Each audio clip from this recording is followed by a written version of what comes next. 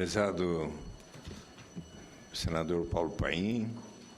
padre Bernardo Lestienne,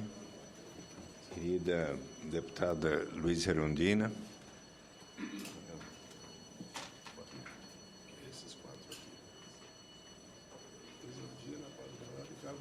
e senhor Carlos Alves Moura,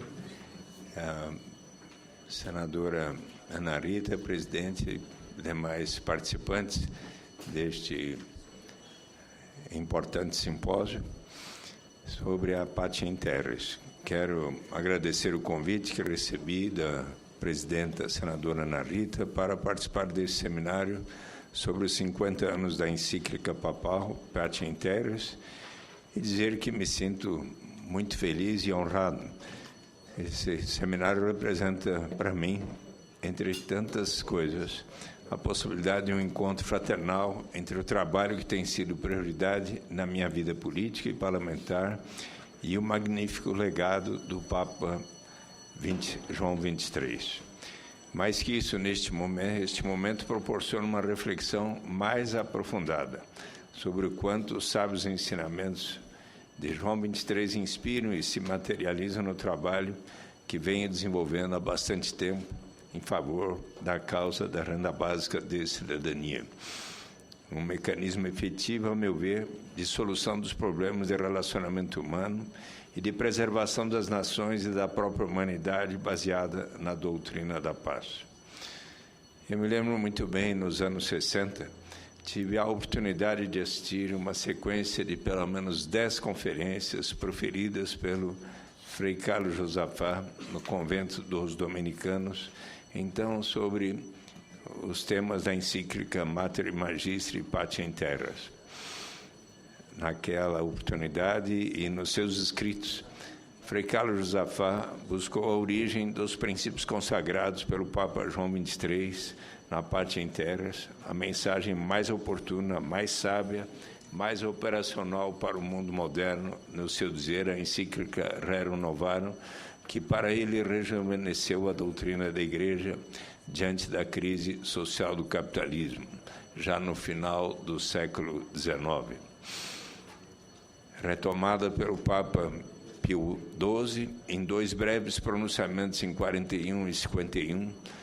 por ocasião de seus aniversários, a Rerum Novarum foi, segundo Frei Carlos, melhor celebrada nos seus 70 anos pela encíclica Mater Magistri, também de João XXIII, que já continha as ideias que depois viriam a ser completadas, ampliadas e aprofundadas na Pátria em Terras. A Pátria em Terras, por sua vez, foi a grande inspiradora do Concílio Vaticano II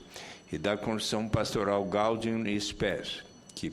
para Frei Carlos, retomou, ampliou e homologou as suas grandes linhas.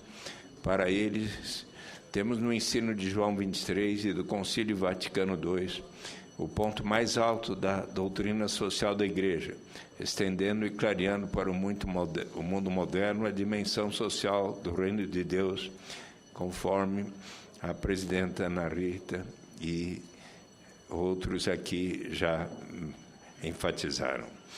Encontro-me neste ponto com as palavras do padre Mário França Miranda, autoridade reconhecida em assuntos teológicos, que em entrevista recente afirmou que a Igreja tem que ser sinal, ou seja, tornar visível o Deus invisível. Esse comentário do padre Mário se referia ao modo como a Igreja pode falar para a sociedade, como ela pode testemunhar e apontar uma realidade que não se vê. Esse me parece ser um dos caminhos mostrados por João XXIII na Pátria em Terras, se o padre Mário, profundo conhecedor do tema, me permitir. Recorro novamente ao Frei Carlos Josafá, que me faz pensar que João XXIII procurou dar uma dimensão prática ao amor de Deus, que seja tornar visível Deus invisível por meio da solidariedade. O Papa João XXIII procurou elaborar nessas 2 encíclicas uma espécie de suma de ética social,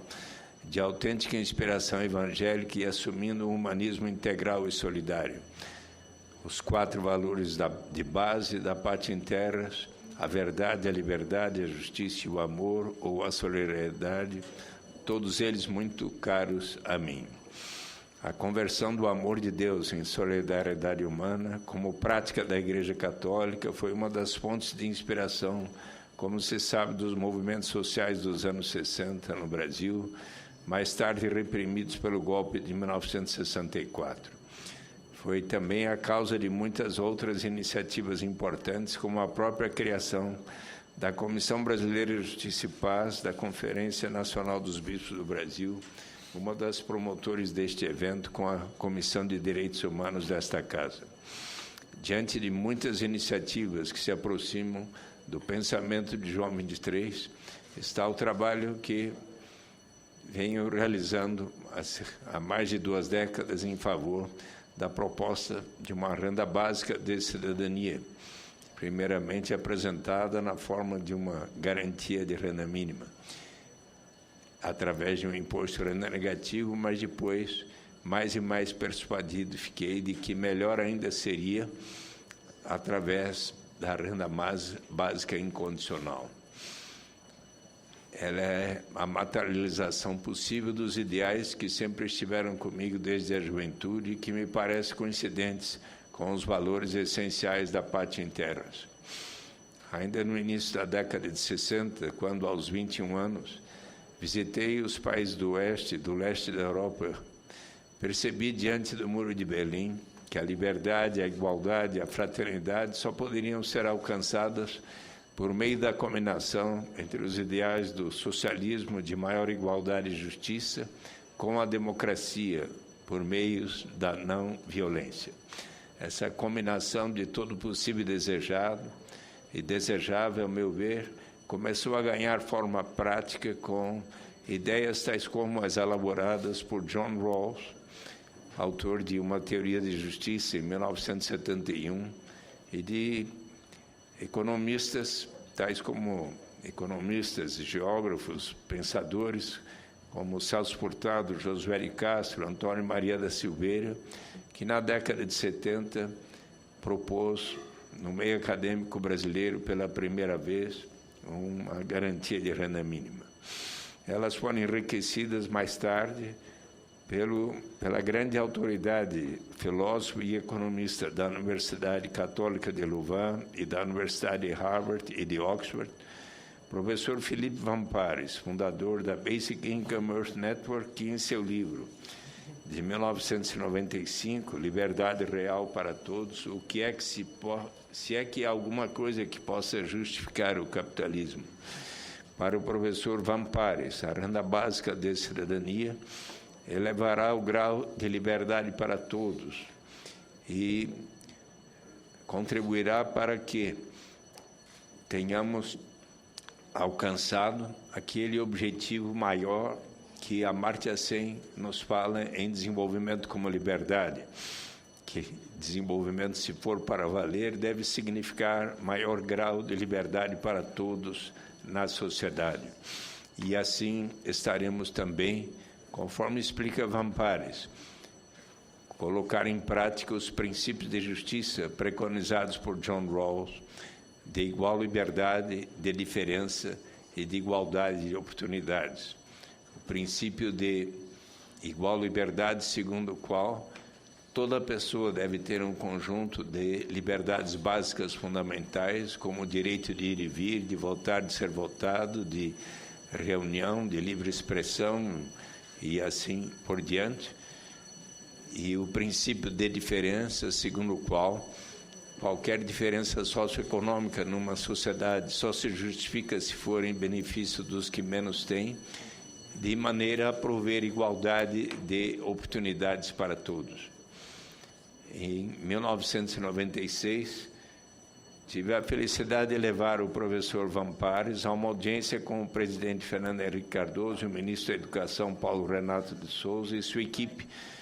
E essa visita abriu as portas para a aprovação da primeira lei 9.533 do deputado Nelson Marquesan e 5 outros parlamentares para permitir que o governo federal financiasse 50% das despesas dos municípios que iniciassem programas de renda mínima relacionadas às oportunidades educacionais, também denominada Bolsa Escola. Ela contribuiu também para a edição da medida provisória de 2001, 10.219, segundo o qual o financiamento daquela proposta se estenderia em 100% a todos os municípios que adotassem projetos naquela direção. No ano seguinte, o governo instituiu o Bolsa Alimentação como contrapartida das famílias à vacinação das crianças de 0 a 6 anos. Vieram o Auxílio Gás, o Cartão Alimentação, todos depois convertidos pelo presidente Luiz Inácio Lula da Silva no Bolsa Família, posto em prática em outubro de 2003. Mais tarde, inclusive, tendo em conta a sensibilidade do ministro Antônio Palocci, que transmitiu ao presidente Lula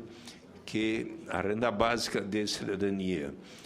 pela Lei 10.835 de 2004, a ser instituída gradualmente, seria factível por ser exatamente para ser instituída passo a passo como um objetivo além do programa Bolsa Família. Cito a renda básica de cidadania como exemplo de um tijolo ou balde de argamassa útil na construção da sociedade solidária que desejamos para o nosso país e que ainda estamos longe de alcançar. Ainda somos, mesmo depois de termos progredido significativamente nos últimos 10 anos, ou 12 anos, tendo o coeficiente Gini de desigualdade passado de 0,59, lá por volta de 2001, 2002, para 0,519 no ano passado, mas ainda somos o 16º país mais desigual do mundo e, portanto, ainda temos muito que avançar. No Brasil de hoje, em que a população está indo legitimamente às ruas para reivindicar uma vida melhor e mais digna para todos, cresce em mim a importância desse programa social e do conteúdo da Pacem Terris, como também das encíclicas seguintes. A renda básica exemplifica a possibilidade concreta que temos de atender os justos reclamos da população. A encíclica de João 23, o Papa Bom, acende o farol da fé sobre os católicos, maioria de nossa população e, sobretudo, os homens de boa vontade, a quem ele se dirigiu à época de forma inédita na história dos documentos pontifícios. Sempre viva a Pacem Terris, segue como seu autor, cumprindo importante papel missionário neste momento de perplexidade e de incerteza que vivemos. É como se João 23 ainda estivesse entre nós fisicamente a pregar com seu jeito humilde o diálogo, a verdade, a justiça social e a solidariedade, uma forma de amor facilmente compreensível pelos homens de boa vontade do mundo inteiro, por quem ele esperou ser ouvido 50 anos atrás. Esse é o seu exemplo, é o seu legado. Muito obrigado a todos.